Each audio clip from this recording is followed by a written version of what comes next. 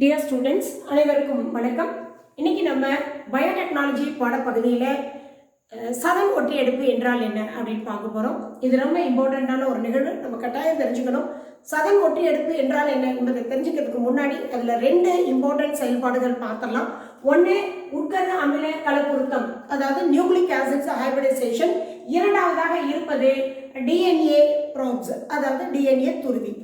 இந்த உட்கரு அமில கலப்புருத்தம் மற்றும் டிஎன்ஏ துருவி என்பது என்ன அப்படின்னு முதல்ல ஒரு சின்ன இன்ட்ரோ தெரிஞ்சுக்கலாம்.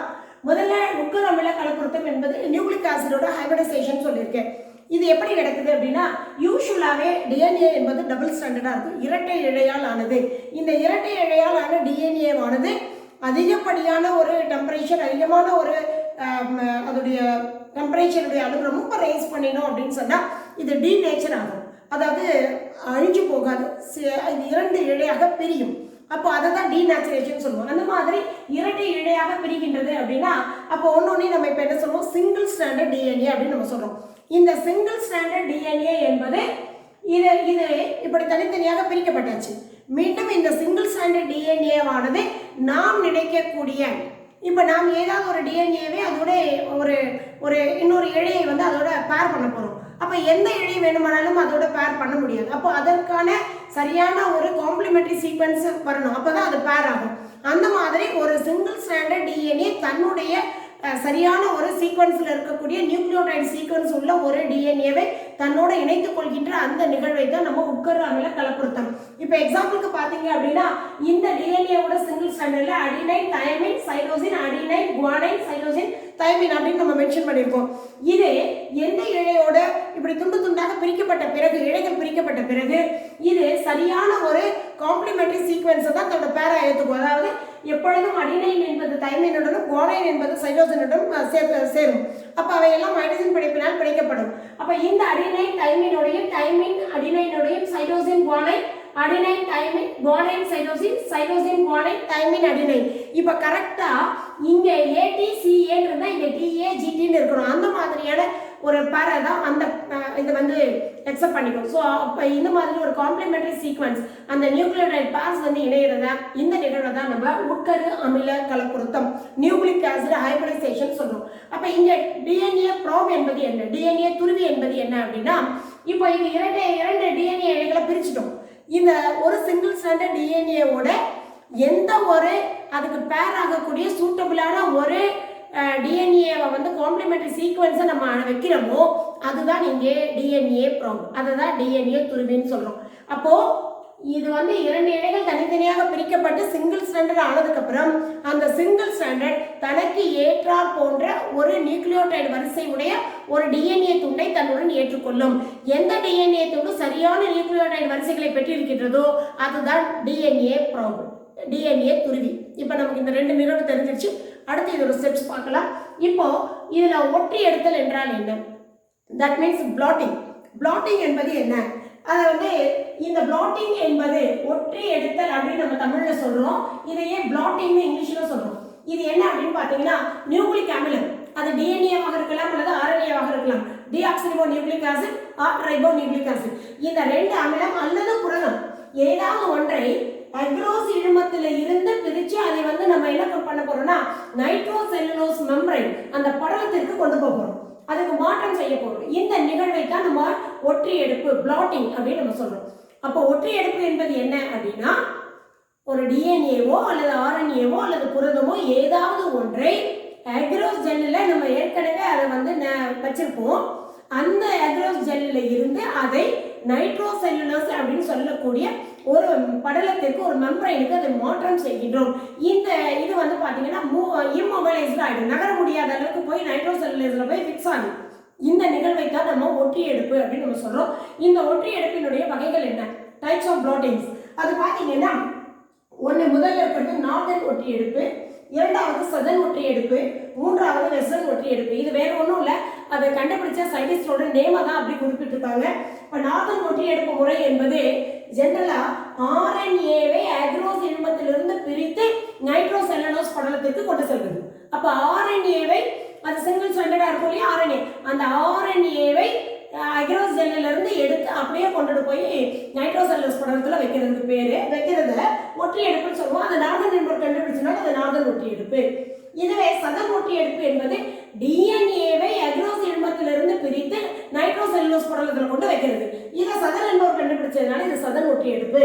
அடுத்தது புரதத்தை மின்னார் பிரிப்பு மூலம் இழுமத்திலிருந்து எடுத்து சென்று நைட்ரோசெல்லுலோஸ் படலத்தில் ஃபிக்ஸ் பண்ணணும் இல்லையா, இதைத்தான் வெஸ்டர்ன் ஒற்றி எடுப்பு. இது வெஸ்டர்ன் என்பவர் கண்டுபிடிச்சதுனால இது வெஸ்டர்ன் ஒற்றி எடுப்பு. இவ்வளவுதான், இதுதான் இதனுடைய வகைகள். இப்ப இதுல தான் நம்ம சதன் ஒற்றி எடுப்பு என்பதை பார்க்க போறோம். இந்த சதன் ஒற்றி எடுப்புல நம்ம தெரிஞ்சுக்க வேண்டிய 2 நிகழ்வு உட்கரு அமில கலப்புருத்தம், நியூக்ளிக் அமில ஹைபிரிடைசேஷன், நியூக்ளிக் ஆசிட் ஹைபிரிடைசேஷனும் டிஎன்ஏ துருவி என அழைக்கப்படும் டிஎன்ஏ ப்ராப். இது 2 பத்தி நம்ம தெரிஞ்சுக்கிட்டோம். இப்போ இது எப்படி நடக்குது அப்படின்னு பார்க்கலாம். முதல்ல பாத்தீங்கன்னா 1975ல சதன் என்பவர் இதை கண்டுபிடிச்சார். அப்போ 1975ல சதன் என்பவர் இந்த ஒரு நிகழ்வை கண்டுபிடிச்சதுனால இதுக்கு பேரு சதன் ஒற்றி எடுப்பு. இப்போ இங்க என்ன பண்றோம் அப்படின்னு சொன்னா, இந்த இரட்டை இழையாலான ஒரு டிஎன்ஏ ஆனது அதிகப்படியான வெப்பநிலையில் 2 சிங்கிள் ஸ்டாண்டர்ட் டிஎன்ஏவாக பிரிக்கப்படுகிறது. இதுக்கு பெயர் டீநேச்சுரேஷன். இதையே இந்த 2 சிங்கிள் ஸ்டாண்டர்ட் டிஎன்ஏக்களை சரியான ஆப்டிமம் டெம்பரேச்சர் குறிப்பிட்ட சரியான அதுக்கு என்ன சூட்டபிளான கண்டிஷனோ அதை கொடுத்தோம்னா மீண்டும் இந்த டிஎன்ஏக்கள் இரண்டும் இணைந்து டபுள் ஸ்டாண்டர்ட் டிஎன்ஏவாக மாறும். இதை தான் ரீநேச்சுரேஷன் சொல்லுவோம். மீண்டும் அதை இணைதல். அப்போ முதல்ல 2 இழைகள் தனித்தனியாக பிரிதல், மீண்டும் அதை ஒன்றாக இணைய முடியும். ஸோ இந்த நிகழ்வு முதல்ல நடக்கணும். இதான் ஃபர்ஸ்ட் ஸ்டெப். அப்போ சதன் ஒற்றி எடுப்புல மொத்தம் 5 படிநிலைகளை நம்ம பார்க்க போறோம். அதில் முதல் படிநிலை என்ன அப்படின்னு சொன்னா, டிஎன்ஏவை முதல்ல நம்ம என்ன பண்ணிருக்கோம், 2 சிங்கிள் ஸ்டாண்டர்ட் டிஎன்ஏவா பிரிச்சிருக்கோம். அடுத்து இந்த இதுல எந்த துண்டை நம்ம டிஎன்ஏவை பிரிக்கிறோம் அப்படின்னு சொல்லி பார்த்தீங்கன்னா, முதல்ல இது ஒரு உயிரில் இருக்கக்கூடிய ஒரு ஒட்டுமொத்த ஒரு டிஎன்ஏன்னு வச்சுக்கோம். அப்போ ஒரு உயிரில் இருக்கக்கூடிய ஒட்டுமொத்த டிஎன்ஏவினுடைய அளவை தான் நம்ம ஜீனோம்ன்ற வார்த்தையை சொல்லுவோம். அந்த உயிரியல் இப்போ அது ஒரு பாக்டீரியாவா இருந்துச்சு அப்படின்னா அதனுடைய குரோமோசோம்ல இருக்கக்கூடிய ஒட்டுமொத்த அந்த டிஎன்ஏவினுடைய அளவை ஜீனம்னு சொல்லுவோம். மனிதன் அப்படின்னு சொன்னா அனைத்து செல்களிலும் இருக்கக்கூடிய அனைத்து டிஎன்ஏக்களுடைய ஒட்டுமொத்த தொகுப்பு தான் ஜீனோம். அப்போ அந்த ஜீனோம் தொகுதியிலிருந்து நமக்கு தேவையான டிஎன்ஏவை எடுக்கணும்.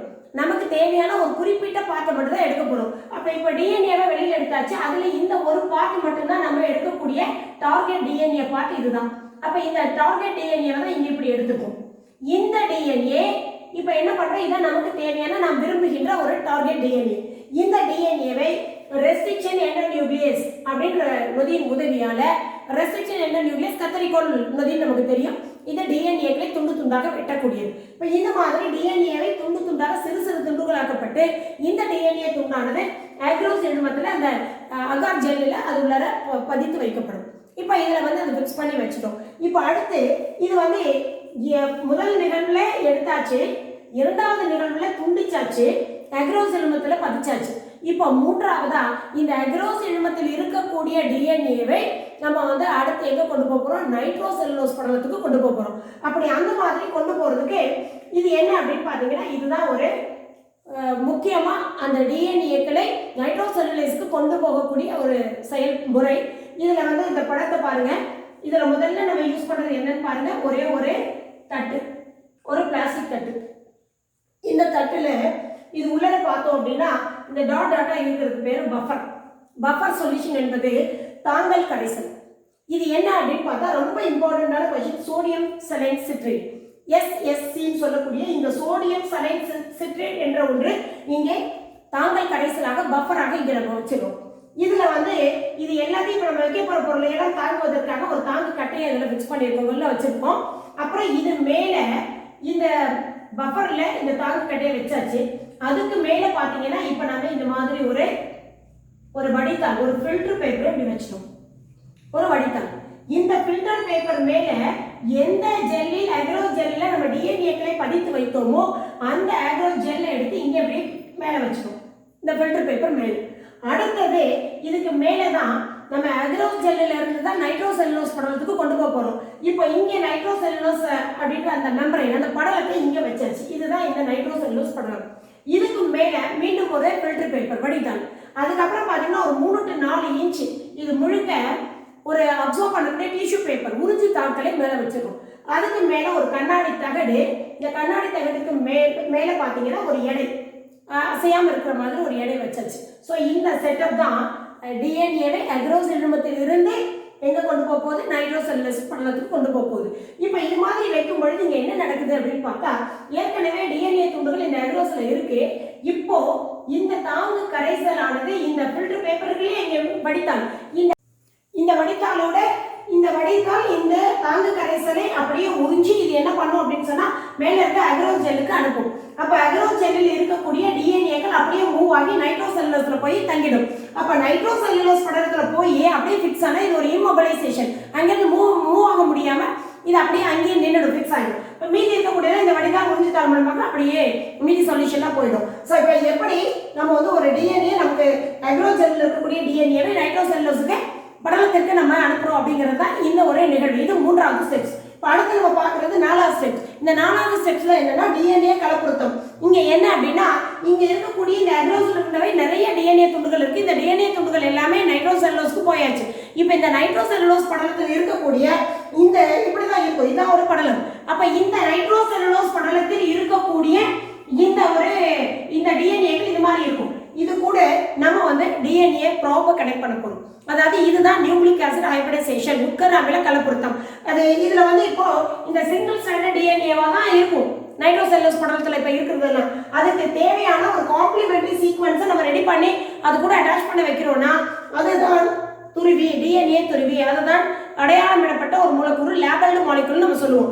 இப்போ இந்த லேபல்டு மாலிகுல் இது ரெண்டும் வந்து சேரும் பொழுது மிக எளிதாக இங்கே வந்து 5 பிரைம் இருந்தால் இங்கே 3 பிரைம், இங்கே thymine adenine guanine thymine cytosine இருந்தால் இங்கே அதுக்கு ஈக்குவலான adenine thymine cytosine adenine guanine என்ற நியூக்ளியோடைடு வரிசை கொண்ட இந்த ஒரு டிஎன்ஏ ப்ரோபு தான் நம்ம அதுக்கான காம்ப்ளிமெண்டரி சீக்வன்ஸ் சொல்லுவோம். அப்போ ரொம்ப எளிதாக இது இதோட சேரும் பொழுது இந்த சிங்கிள் ஸ்டாண்டர்ட் டிஎன்ஏ மீண்டும் டபுள் ஸ்டாண்டர்ட் டிஎன்ஏவாக மாறுகிறது. அப்போ இந்த நிகழ்வில் அப்படியே உடனே நடக்க முடியாது இல்லையா? அதனால இதுக்கு வந்து ஒரு கதிரியக்க தன்மை கொண்ட அணுக்கள் அல்லது என்சைம்ஸ், நொதிகள் அல்லது ஃப்ளூரோசன்ஸ் போன்றவற்றை பயன்படுத்துகிறோம். மோஸ்ட் ப்ராபப்லி நம்ம பயன்படுத்துறது எதுனா ரேடியோகிராஃபி ஆட்டம்ஸ் தான். இந்த ரேடியோகிராஃபி ஆட்டம்ஸ் என்பது பார்த்தீங்கன்னா இதோட பாஸ்பேட் ஆட் பண்ணும் பொழுது மிக எளிதாக இது இந்த டிஎன்ஏ ப்ரோபை அதோட இணையறதுக்கு ஹெல்ப் பண்ணும். இப்போ ஒவ்வொரு நியூக்ளியோடைடுகளும் அதனுடைய அடுத்த பேரோட இணையும் பொழுது அங்கே ஹைட்ரஜன் பிணைப்புகள் உருவாகும், மிக எளிதாக இது இணைஞ்சிடும். இப்போ டிஎன்ஏ கலப்புறுத்தம் நியூக்ளிக் ஆசிட் ஹைபிரிடைசேஷன் முடிஞ்சாச்சு. இப்போ நமக்கு ஒரு டவுட், இது நடந்திருக்கா இல்லையா? இதுதான் கடைசி 5வது படிநிலை, கதிரியக்க படமெடுப்பு, ஆட்டோ ரேடியோகிராஃபி. இந்த நிகழ்வில் நம்ம என்ன பண்றோம் அப்படின்னா, முதல்ல இந்த அடையாளமிடப்பட்ட லேபல்டு மாலிகுல் இருக்கு இல்லையா, டிஎன்ஏ ப்ரோப், டிஎன்ஏவோட இணைஞ்சாச்சு, ஹைபிரிடைசேஷன் முடிஞ்சாச்சு. இப்போ அது கூட ஒரு அன்எக்ஸ்போஸ்டு ஃபில்ம், ஒரு வெளிப்படுத்தப்படாத ஒரு ஒளிச்சுருள் அது கூட சேர்த்து கதிரியக்கம் உண்டாக்கக்கூடிய ஒரு பொருள் மேலே வைக்கணும். இப்போ இது என்ன பண்ணும் அப்படின்னு சொன்னாக்க, இங்கே இந்த கதிரியக்கம் அதில் வந்து என்ன பண்ணும், இந்த கதிரியக்கத்தோட கதிரியக்கம் உள்ளே இருக்கிறதுனால அந்த இதில் இந்த கதிரியக்கம் உண்டாக்கும் ஒரு பொருள் மேலே இதை வச்ச உடனேயும் அங்கேருந்து இந்த ரேடியேஷன் வெளியில் வரும். இந்த கதிரியக்கமானது இந்த அடையாளமிடப்பட்ட கூறு இருக்கு இல்லையா, லேபல்டு மாலிகுல், இந்த மூலக்கூறு இந்த கதிரியக்கத்தால் ஒளியை உமிழும். எப்போ ஹைபிரிடைசேஷன் நடந்திருந்தான், தன்னுடன் அந்த டிஎன்ஏ ப்ரோப் அதை இணைச்சிருக்கு. இந்த டிஎன்ஏ ப்ரோப் வந்து தன்னோட அந்த சிங்கிள் ஸ்டாண்டர்ட் டிஎன்ஏவை இணைச்சிக்கிச்சுன்னா இது இந்த கதிர் இயக்கத்தை ஒளியாக உமிழும். அந்த ஒளியானது பிம்பமாக அந்த அன்எக்ஸ்போஸ்டு ஃபிலிம்ல வந்து விழும். அது வந்து ஒளிச்சுருள உருவாக்கும் அந்த பிம்பத்தை. இப்போ இங்கே ஹைபிரிடைசேஷன் நடந்திருக்கு அப்படின்னு நம்ம தெரிஞ்சுக்கலாம். இப்போ இதே மாதிரி ஒரு சின்ன ஒரு டெஸ்ட் டியூப்ல கூட இது மாதிரியும் பண்ணலாம். இந்த நைட்ரோசெல்லுலோஸ் இருக்கக்கூடிய டிஎன்ஏவை பிரித்து சிங்கிள் ஸ்டாண்டர்ட் டிஎன்ஏவை இதில் போடுறோம். இந்த சிங்கிள் ஸ்டாண்டர்ட் டிஎன்ஏல நம்ம வந்து நம்மளுடைய டிஎன்ஏ ப்ராப் போட்டுட்டு அதோட சேர்த்து கலக்கும் பொழுது ரேடியேஷன் உள்ள கொடுக்கும் பொழுது இதில் வந்து மிக எளிதாக அவையெல்லாம் தேடி தன்னுடைய பேரோட இணைஞ்சிடும், காம்ப்ளிமெண்டரி சீக்வன்ஸோட இணைஞ்சிடும். அப்போ நமக்கு டிஎன்ஏ ஹைபிரிடைசேஷன் முடிவுக்கு வந்துடும். ஸோ இந்த மாதிரி இதை வந்து இந்த கதிரியக்க படமெடுப்பு மூலமாக செக் பண்ணுறோம் அப்படின்னா இதுதான் ஒரு நைட்ரோசெல்லுலோஸ் மெம்பரைன். இதில் வந்து இந்த மாதிரி டிஎன்ஏக்கள் இருக்குன்னா இதுதான் நமக்கு தேவையான ஒரு டிஎன்ஏன்னு எடுத்துட்டோம்னா அதில் அடினைன் தைமின் குவானைன் சைட்டோசின் இருந்தால் இது தைமின் அடினைன் சைட்டோசின் குவானைன் என்ற இந்த ஒரு காம்ப்ளிமெண்டரி சீக்வன்ஸோட இரட்டை பிணைப்பினால இணைக்கப்பட்டு அது ஒரு ஹைபிரிடைசேஷனை உருவாக்கிடும். இது நடந்திருக்கா இல்லையாங்கிறது இந்த கதிரியக்க படமெடுப்பில் அது ஒளியை உமிழ்ந்து ஒரு பிம்பத்தை உருவாக்கிடும் நமக்கு தெரிஞ்சிடும். இவ்வளவுதான். இதுதான் வந்து சதன் ஒற்றியெடுப்பு. இந்த சதன் ஒற்றியெடுப்பு என்பது 1975 சதன் என்பவர் கண்டுபிடிச்சதுனால இதுக்கு அந்த பெயர். இப்போ ஜென்ரலாகவே இந்த பகுதியில் நம்ம என்ன வினாக்களை எதிர்பார்க்கலாம் அப்படின்னு பார்த்தோம்னா, முதல்ல உட்கரு அமில கலப்புறுத்தம் என்றால் என்ன இப்போதான் நம்ம பார்த்தோம், அது உங்களுக்கு தெரிஞ்சிச்சு. ரெண்டாவது என்னன்னா பிளாட்டிங், ஒற்றியெடுப்பு என்றால் என்ன, அது வேற ஒன்றும் இல்லை, டிஎன்ஏவோ ஆர்என்ஏவோ புரதமோ அக்ரோஸ் எழுமத்திலிருந்து அந்த நைட்ரோசெல்லுலோஸ் மெம்பரைன் படலத்துக்கு மாற்றம் இல்லையா, அதுக்கு பேர் தான் வந்து ஒற்றியெடுப்பு. இதோட வகைகள் யாவைன்னு ஒரு 2 மார்க் கேள்வி. அதை வந்து நாதன் ஒற்றியெடுப்பு ஆர்என்ஏவை இழுமத்திலிருந்து பிரிக்கக்கூடியது நைட்ரோசெல்லுலோஸ்க்கு. சதன் ஒட்டி எடுப்பு டிஎன்ஏவை இழுமத்திலிருந்து நைட்ரோசெல்லுலோஸ் படலத்துக்கு மாற்றும். வெசல் ஒட்டி எடுப்பு என்பது வெசல் என்பவர் கண்டுபிடிச்சு சொல்லியிருக்கார், புரதத்தை மின்னார் பிரிப்பு மூலமாக இழுமத்திலிருந்து அப்படியே நம்ம நைட்ரோசெல்லுலோஸ் படலத்துக்கு கொண்டு போகிறது. இவ்வளோதான். இப்போ இதில் சதன் ஒட்டி எடுப்பு பற்றி குறிப்பு உரைகள் கேட்டாங்கன்னா 5 படிநிலையில் முதல்ல என்ன பண்ணுறோம், டீநேச்சர் பண்ணி அதை 2 இடைகளையும் தனித்தனியாக ஆக்கியிருக்கோம். அப்போ அதை குறிப்பிட்ட நம்மளுடைய விருப்பமான அந்த டிஎன்ஏ துண்டை மட்டும் அதிலிருந்து எடுத்துக்கோம். அடுத்தது அதை வந்து துண்டுகளாக்கப்படுறது ரெஸ்ட்ரிக்ட் எண்டர் நியூக்ளியஸ் வச்சு அப்புறம் அந்த துண்டுகளை அக்ரோஸ் இழுமத்தில் புதைச்சி வச்சாச்சு. 3வது நிகழ்வாக இதை வந்து எப்படி நைட்ரோசெல்லுலோஸ் படலத்துக்கு ஷிஃப்ட் பண்ணுறோம், ட்ரான்ஸ்ஃபர் பண்ணுறோங்கிற மெத்தடு. 4வது இதில் டிஎன்ஏ கலப்புறுத்தம். இந்த டிஎன்ஏ ஹைபிரிடைசேஷன் எப்படி நடந்திருக்கா இல்லையா அப்படிங்கிறது நடக்கிறதுக்கு டிஎன்ஏ ப்ரோபை ஆட் பண்ணி நடக்க வைக்கிறோம். அடுத்த 5வது நிலையில் கதிரியக்க படம் எடுப்பு. இது வந்து ஆட்டோ ரேடியோகிராஃபி மூலமாக பிம்பம் உருவான ஹைபிரிடைசேஷன் நடந்திருக்கு. இவ்வளோதான். இது சிம்பிளான 5 படிநிலைகள். நீங்கள் வந்து உங்களுக்கு இந்த வீடியோ வந்து உங்களுக்கு நேமாக புரிஞ்சிருக்கும்னு நினைக்கிறேன். இந்த பாடப்பகுதி உங்களுக்கு பிடிச்சிருந்தா நீங்கள் லைக் பண்ணுங்கள், ஷேர் பண்ணுங்கள் உங்கள் ஃப்ரெண்ட்ஸோட. எல்லாருக்கும் இது புரிஞ்சுக்கிறதுக்கு ஒரு வாய்ப்பாக அமையும். அடுத்ததாக மீண்டும் உங்களை இந்த பாடப்பகுதியினுடைய அக்ரோஸ் இழும மின்னார் பிரிப்பு என்பது என்ன அப்படிங்கிற பகுதியோடு உங்களை சந்திக்கின்றேன். நன்றி, வணக்கம்.